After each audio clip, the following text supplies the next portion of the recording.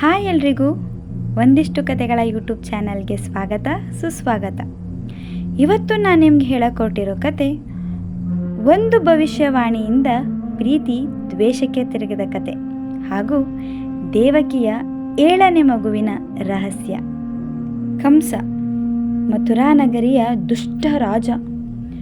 ಅವನು ಕ್ರೂರಿಯಾದರೂ ತಂಗಿ ದೇವಕಿನ ತುಂಬ ಇಷ್ಟಪಡ್ತಿದ್ದ. ಕಂಸನ ಪ್ರೀತಿ ಎಷ್ಟರ ಮಟ್ಟದ್ದು ಅಂದರೆ ಮದುವೆಯಾದರೆ ತಂಗಿ ಬೇರೆ ಎಲ್ಲೋ ಹೋಗಬೇಕಲ್ಲ ಅಂತ ತನ್ನ ರಾಜ್ಯದ ಶೂರಸೇನನ ಹಿರಿಯ ಮಗನಾದ ವಸುದೇವನನ್ನು ದೇವಕಿಗೆ ಕೊಟ್ಟು ಮದುವೆ ಮಾಡ್ತಾನೆ. ಅಷ್ಟೇ ಅಲ್ಲ, ಸ್ವಂತ ನವವಧುವರರ ವಿವಾಹದ ರಥಕ್ಕೆ ತಾನೇ ಸಾರಥಿಯಾಗ್ತಾನೆ. ಆ ಹೊತ್ತಿಗೆ ಸರಿಯಾಗಿ ಆಕಾಶದಲ್ಲಿ ಒಂದು ಭವಿಷ್ಯವಾಣಿಯೊಂದು ಕೇಳಿಬಂತು. ಎಲ್ಲವೋ ಮೂರ್ಖ ಕಂಸ, ನೀನು ಯಾರ ರಥದ ಸಾರಥಿಯಾಗಿರುವೆ ಎಂಬ ಅರಿವು ನಿನಗಿದೆಯೇ? ವಸುದೇವ ಮತ್ತು ದೇವಕಿಯರಿಗೆ ಹುಟ್ಟುವ 8ನೆಯ ಮಗ ನಿನ್ನನ್ನು ಸಂಹಾರ ಮಾಡುವನು. ಆ ವಾಣಿಯನ್ನು ಕೇಳಿದ ತಕ್ಷಣ ಕಂಸ ಕೆಂಡಾಮಂಡಲನಾದ. ಅವನು ರಥವನ್ನು ಅಲ್ಲಿಯೇ ನಿಲ್ಲಿಸಿ ಹೊರೆಯಿಂದ ಖಡ್ಗವನ್ನು ಸೆಳೆದು ದೇವಕಿಯನ್ನು ಕೊಲ್ಲಲೆಂದು ಮುಂದೆ ಬಂದ. ತಕ್ಷಣ ವಸುದೇವ ಅವನನ್ನು ತಡೆದು, ಓ ಕಂಸ, ದಯಮಾಡಿ ನನ್ನ ಹೆಂಡತಿಯನ್ನು ಕೊಲ್ಲಬೇಡ, ಕರುಣೆ ತೋರಿಸು, ಪ್ರಾಣ ಉಳಿಸು. ನಮಗೆ ಹುಟ್ಟುವ ಎಲ್ಲ ಮಕ್ಕಳನ್ನು ನಿನಗೆ ಒಪ್ಪಿಸುವೆವು. ಆಗ ನೀನು ನಿನ್ನ ಪ್ರಾಣ ರಕ್ಷಣೆ ಮಾಡಿಕೊಳ್ಳಲು ಏನು ಬೇಕೋ ಅದನ್ನು ಮಾಡಿಕೊ ಎಂದು ದೇವಕಿಯನ್ನು ಕಾಪಾಡಿಕೊಂಡ. ಈ ಮಾತುಗಳನ್ನು ಒಪ್ಪಿದ ಕಂಸ ದೇವಕಿ ಮತ್ತು ವಸುದೇವರನ್ನು ಸೆರೆಮನೆಗೆ ತಳ್ಳಿದ. ಅಲ್ಲದೆ ಅವರಿಗೆ ಜನಿಸುವ ಮಕ್ಕಳೆಲ್ಲರನ್ನೂ ತನಗೆ ಒಪ್ಪಿಸಬೇಕೆಂದು ಆಜ್ಞಾಪಿಸಿದ. ಈ ರೀತಿ ಒಂದು ಭವಿಷ್ಯವಾಣಿ ಪ್ರೀತಿಯನ್ನು ದ್ವೇಷಕ್ಕೆ ಬದಲಾಯಿಸಿತು.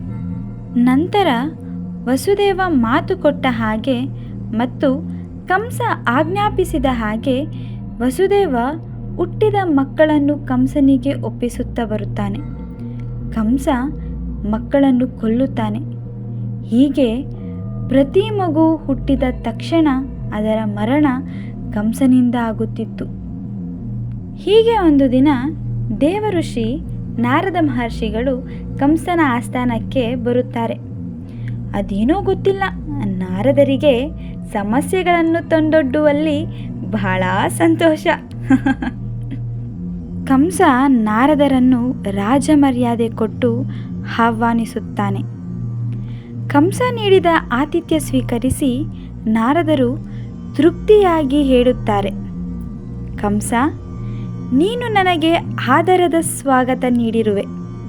ಇದಕ್ಕೆ ಪ್ರತಿಯಾಗಿ ನಾನು ನಿನಗೆ ಸಹಾಯ ಮಾಡುವೆ. ಕೇಳು, ದೇವಕಿ ವಸುದೇವರ ಅಷ್ಟಮ ಪುತ್ರನ ಬಗ್ಗೆ ಎಚ್ಚರವಿರಲಿ. ಅವನು ವಿಷ್ಣುವಿನ ಅವತಾರ. ಅವನು ನಿನ್ನನ್ನು ಕೊಲ್ಲುತ್ತಾನೆ ಎಂದರು. ಅಲ್ಲಿಯವರೆಗೂ ಕಂಸನಿಗೆ ಗೊತ್ತಿರಲಿಲ್ಲ ದೇವಕಿಯ 8ನೇ ಮಗುವಾಗಿ ವಿಷ್ಣುದೇವ ಜನಿಸುತ್ತಿರುವುದು. ಗೊತ್ತಾದರೂ ಸಹ ಅವನೇನು ಗಂಭೀರವಾಗಲಿಲ್ಲ. ಗಗ್ಗರಿಸಿ ನಕ್ಕಿ ಹೇಳುತ್ತಾನೆ, ನಾನು ಎಂತಹ ಶಕ್ತಿಶಾಲಿ ಎಂದರೆ ದೇವರನ್ನೂ ಸಹ ಕೊಲ್ಲಬಲ್ಲೆ.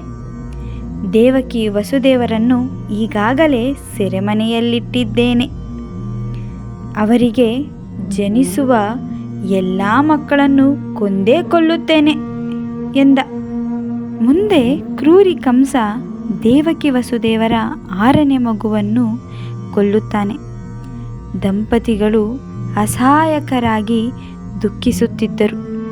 ಇದೀಗ 7ನೇ ಮಗುವಿನ ಸಮಯ. ದೇವಕಿ ಚಿಂತಾಕ್ರಾಂತರಾಗಿರುತ್ತಾರೆ. ಆದರೆ ವಿಷ್ಣು ಒಂದು ಉಪಾಯವನ್ನು ಸೂಚಿಸುತ್ತಾರೆ. ವಸುದೇವನ 2ನೇ ಹೆಂಡತಿ ರೋಹಿಣಿ ಗೋಕುಲದಲ್ಲಿ ವಾಸಿಸುತ್ತಿರುತ್ತಾರೆ. ವಿಷ್ಣುದೇವ ದೇವಕಿಯ 7ನೇ ಮಗುವನ್ನು ರೋಹಿಣಿಯ ಗರ್ಭದಲ್ಲಿಟ್ಟು ಆ ಮಗುವನ್ನು ದುಷ್ಟ ಕಂಸನಿಂದ ಕಾಪಾಡುತ್ತಾರೆ. ಆ 7ನೇ ಮಗುವೇ ಸಂಘರ್ಷಣ. ಸಂಘರ್ಷಣ ಬೇರೆ ಯಾರೂ ಅಲ್ಲ, ಕೃಷ್ಣನ ಅಣ್ಣ ಬಲರಾಮ. ಹೀಗೆ ಭಗವಾನ್ ವಿಷ್ಣುದೇವ ದೇವಕಿಯ 7ನೇ ಮಗುವನ್ನು ಕಾಪಾಡುತ್ತಾರೆ. ಈ ಕತೆ ನಿಮಗೆ ಇಷ್ಟವಾಗಿದ್ದರೆ ಇನ್ನಷ್ಟು ಕತೆಗಳಿಗೆ ಲೈಕ್ ಮಾಡಿ, ಶೇರ್ ಮಾಡಿ, ಸಬ್ಸ್ಕ್ರೈಬ್ ಮಾಡಿ. Please support us. ವಂದನೆಗಳು.